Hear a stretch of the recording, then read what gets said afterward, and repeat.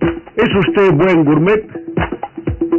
Personajes ante el micrófono de la Casa de Lúculo. Hoy un invitado excepcional en el campo de la gastronomía. Hoy con nosotros, Xavier Domingo. Es verdaderamente una suerte encontrarse al maestro Xavier Domingo entre nosotros. Este es uno de los campeones de la gastronomía española y es un hombre además que en todas las cosas que dice y que escribe tiene una parroquia cada vez más nutrida y se dice que es inteligente. Pero bueno, con lo que queremos hablar sobre todo de Xavier Domingo es de este menester de la gastronomía que se ha puesto de moda y que tiene ya, en fin, como muchos partidarios, ¿no? Cosa que en España antes parecía increíble. Sí, es un fenómeno curioso, ya lleva, no se puede hablar de fenómeno nuevo porque yo creo que hace ya 6 o 7 años que hay un renuevo, ¿no? del interés por estos temas. Yo pienso que se debe al hecho de que la sociedad actual es bastante aburrida y ofrece bastantes espectáculos, pero en los cuales la gente es pasiva. En cambio, la cocina ofrece una participación activa y cada vez hay más gente, no solamente que acude a los restaurantes y que se interesa por la gastronomía, sino que cocina.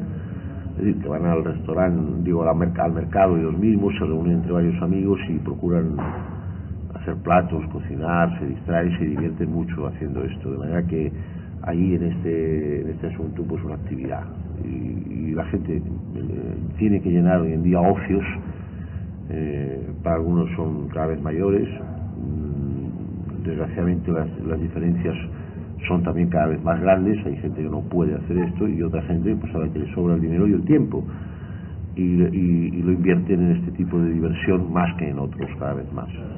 Siempre, naturalmente, ha habido interés por el tema, basta con recordar a don Julio Camba, por ejemplo, pero no cabe duda de que el gran público realmente vivía un tanto de espaldas a estas especulaciones, en cierto modo filosófico-humorísticas, sobre el hecho de comer con una cierta gracia, con un cierto estilo. La penetración de las masas un poco en este campo de la gastronomía es lo que me parece a mí que tiene realmente de sorpresivo, de arrollador y de nuevo, ¿no? Sí. Porque restaurantes ha habido siempre, y comidas, y hambre, y necesidad de comer. Pero hay un cambio, es decir, hay un cambio fundamental, incluso porque, claro, siempre ha habido restaurantes y de hecho siempre ha habido gente que se ha ocupado con talento de escribir sobre cocina, sobre todo en España. En España tenemos un plantel, pero histórico, de gente, de intelectuales, digamos, que se han preocupado por la cocina, mucho mayor que en otros países en donde, sin embargo, hay mejor cocina y más variada que aquí, como en Francia. Perdón. En España hay quizás mejores escritores culinarios que en cualquier otro país del mundo. Cunqueiro era maravilloso. En Cataluña, pues Luján que lleva tantos años escribiendo. Pla ha sido realmente. En Galicia, sobre todo, pues ha habido Julio Camba, que citabas, Álvaro Cunqueiro, Puga y Parga, Lapardo Bazán, en fin, una cantidad enorme de gente que La Condesa parece que tenía verdadera pasión, ¿no?, por la cocina. Hay una cantidad de gente importante que se ha dedicado a este asunto. Yo soy probablemente el último y el más modesto de los que se han interesado por esto. Pero al mismo tiempo, esto, pues claro, no sé si es consecuencia de esto, pues ha habido una preocupación cada vez mayor por los restaurantes, por superarse, por ofrecer cartas distintas y más variadas, por crear platos nuevos. Y el público, pues quizá por lo que yo decía antes, también hay que tener en cuenta el aumento del nivel de vida y sobre todo este hecho de que no hay otras alternativas más interesantes, ¿eh? En fin, estamos en una situación, yo escribí un libro que se titulaba Cuando solo nos queda la cocina y en fin creo que es una reflexión pesimista y filosófica, pero que bastante real, ¿no? ¿Cuántos libros has escrito sobre cocina? Aparte de las innumerables conferencias, porque tú eres quizá el conferenciante más asiduo en todos los temas gastronómicos de España. Libros he escrito, vamos a ver, 1, 2, 3, 4, 5. Acabo de publicar uno en el Instituto de Cooperación Iberoamericana que se titula De la olla al mole, que es un estudio sobre lo que pasa en este mundo menor de la cocina con ocasión del choque cultural del descubrimiento y de la conquista de América, ¿no?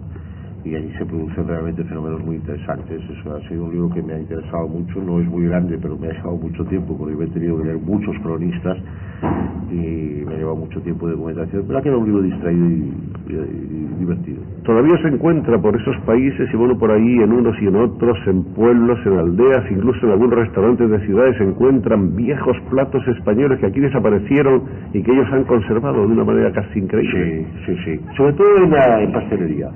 Pero, en fin, hay platos que se han conservado ahí, seguramente modificados a causa de las materias primas distintas, y que aquí han desaparecido, ciertamente, ¿no? En pastelería es notable, porque, claro, la pastelería nuestra, no medieval, pero del principio, del fin de la Edad Media, principios del Renacimiento, la llevaron las religiosas. En unos momentos regresamos con el maestro del periodismo y demás en la Casa de Lúculo con un brillante escritor de temas gastronómicos, Xavier Domingo. Convendría ver qué dice Xavier Domingo acerca del hecho de la posible confusión que ha provocado este afán de muchos de nuestros restaurateurs de hacer nouvelle cuisine. Sí. Bueno, esto se ha hecho, en gran parte fue un lanzamiento francés. Los franceses saben vender muy bien sus cosas. El hombre que hizo funcionar desde el principio todo esto, Paul Bocuse, recibió inteligentemente una ayuda de muy arriba, es decir, del propio presidente de la República, para quien creó una sopa especial, aquella célebre sopa de trufas. Recibió la Legión de Honor, incluso llegó a ser nombrado asesor gubernamental en estas materias de turismo y gastronomía.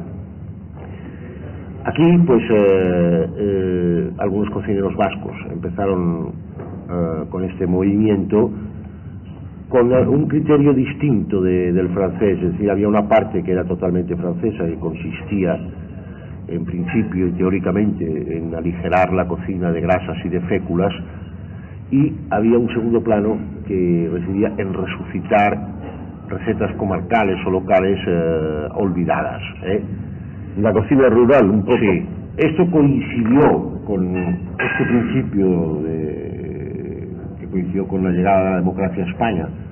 Habría un día que estudiar por qué se producen todas estas cosas al mismo tiempo, y tuvo enseguida una gran acogida en la prensa y funcionó de maravilla.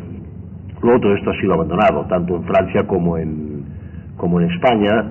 Y hoy hay una vuelta en todas partes, sobre todo aquí en España, y por una parte los buenos cocineros, los cocineros realmente profesionales y artistas, a una cocina seria, sólida y tradicional, y por otra a un regreso. Eso ha quedado bien, que va muy bien con este interés por las autonomías, las nacionalidades locales, los regionalismos, por las cocinas que significan para la gente una especie de recuperación de una identidad local. Y, por ejemplo, en lo que se refiere a lo de las famosas reducciones de lo sólido y de lo pesado y de lo graso, a darnos el mismo plato hecho de otro modo que lo haga mucho más digerible y más asimilable. Aquí no se ha hecho esto realmente muy en serio, porque ha habido muchos cocineros que han ofrecido ese tipo de menú que han llamado largo y estrecho, ¿verdad? Que era a veces excesivamente largo y nunca del todo estrecho, y sobre todo con un abuso de salsas basadas en crema de leche o en nata, de manera que a partir del tercer plato ya era imposible distinguir gustos, y lo único que quedaba, pues, este gustillo un poco fofo y insípido de la salsa de crema, ¿no? Ha habido poca imaginación en esto. ¿Es fácil convertir a un hombre en un gourmet? No creo que sea. Yo creo que no es fácil, porque la palabra, bueno, depende de lo que se entienda por gourmet. Es decir, una persona no es necesariamente interesada por este tipo de placer. Yo creo que esto viene de la infancia. Ahora, no es tampoco difícil educar a un hombre, si tiene dinero, porque cuesta mucho dinero ser un gourmet, tener un paladar más o menos adecuado y un conocimiento de la cocina y de los vinos, sobre todo. Generalmente la gente que se atribuye a sí misma esta definición de gourmet suelen ser muy pedantes. Pero lo que está claro es que cada vez hay más gente que escribe en los periódicos y en las revistas, han proliferado ya gentes, aparte de los que tradicionalmente hemos venido aceptando como doctos en la materia, ahora todos los días hay, en fin, gente que probablemente también sabe, yo no quiero decir que no. Sí, pero claro, es que hoy en día para un director de periódico tiene que tener en cuenta que una página dedicada a la gastronomía, a los vinos, al comentario culinario, vende. Y que mucha gente compra periódicos únicamente a veces por esta página. Entonces todos tienen que tenerlo. A mí me parece muy bien esto y que esto prolifere. Y luego pues ahí pues naturalmente se hace una selección, hay los buenos y hay los malos, y la gente no tarda en darse cuenta de quiénes son los buenos y quiénes son los malos, ¿no? La cocina tradicional y regional española sigue estando en el mismo grado de calidad imbatible de siempre, o también ha cambiado.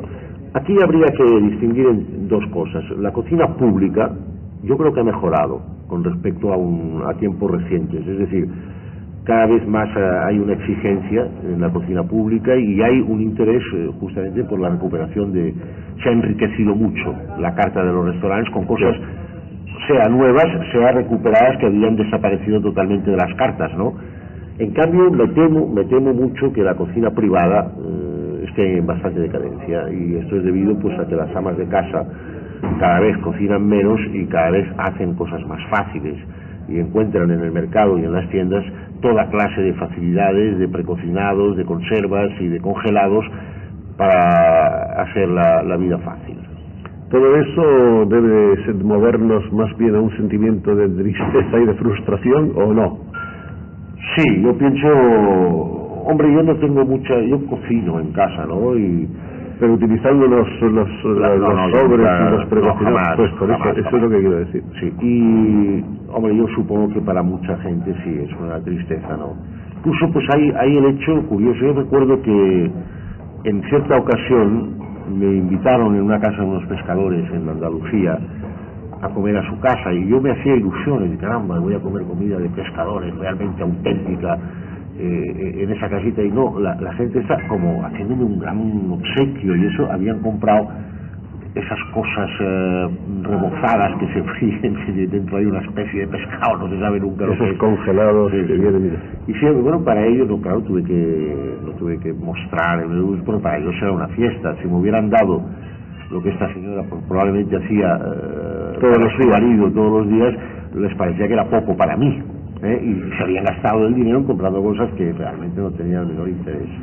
Pero por ejemplo, los platos característicos de la cocina regional, el cocido madrileño, la fabada asturiana, la paella quizá es el rey todavía, ¿no? Pero el cocido ha bajado muchísimo, ¿no? Y la paella, yo creo que también precisamente por la llegada a la cocina pública de otras muchas especialidades, ¿no? Por ejemplo, ahora, por ejemplo, en un sitio cercano a Barcelona, Villanueva y Geltrú, pues sirven en los restaurantes, antes no existía, pues al cremat o rosessat, esas cosas que son realmente cocina sólida de pescadores y tal.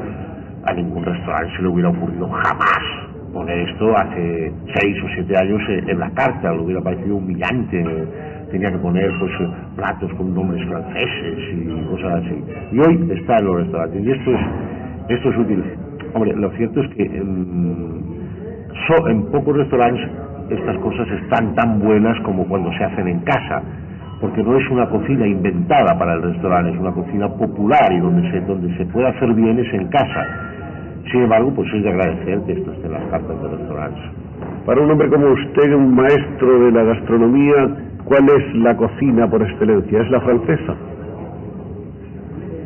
Yo personalmente prefiero, yo no diría la francesa, pero diría la cocina mediterránea. El Mediterráneo. Es la cocina que recorre el Mediterráneo, sobre todo occidental, es decir, las costas de España, la costa mediterránea de España, de Francia y de Italia. La cocina italiana la encuentro personalmente sublime, ¿no? Y de hecho hay un cruce de recetas populares de uno a otro lado, de manera que es muy difícil decir a quién pertenece tal o cual plato. Aquí, por ejemplo, en Levante y en Cataluña se ofrece el arroz negro como una cosa absolutamente local y tal, cuando en realidad yo pienso que es un plato florentino y más antiguo allí que aquí. Esto ha viajado mucho. Yo creo poco en no hay que decepcionar a la gente, pero creo poco en la verdadera, en que existe realmente una cocina absolutamente local y regional. Lo que pasa con el arroz negro, como con otras cosas, es que aparecen de repente, ¿no? No se encontraban antes en ninguna parte y ahora en todas partes está el arroz negro. Claro, se pone de moda, se sabe que en tal sitio lo hacen, entonces todo el mundo empieza a hacerlo, y hoy en día pues estas cosas, pues claro, están en todas partes. Y no siempre son de primera calidad. Por sacar alguna moraleja de todo esto, que siempre ha sido interesante, pero yo pienso que había que buscarle un poco un final instructivo para el oyente medio. ¿Puede uno dejarse aconsejar por todo el mundo, ir a todos los restaurantes que le son a uno señalados? Hay que guiarse un poco del olfato y de la intuición, más bien hay que guiarse de lo que uno tiene en el bolsillo, o cuáles deben de ser los... Sí, todas estas razones que acabas de señalar, Joaquín, entran en día de cuenta. Yo hago poco caso de los consejos. Ahora, de hecho, sí que la experiencia demuestra que los restaurantes que duran y que quedan son los buenos. Y que ahí ya casi no importa el precio, ¿verdad? Funcionan si son buenos, y la gente mira menos el bolsillo que la calidad, en realidad, cada vez más esto. Pero de cualquier manera las grandes guías tradicionales por lo general responden y respaldan. Sí, no, las guías yo creo que se hacen un poco eco de la Vox Populi. Yo las guías personalmente solo las utilizo para ver el número de teléfono del restaurante.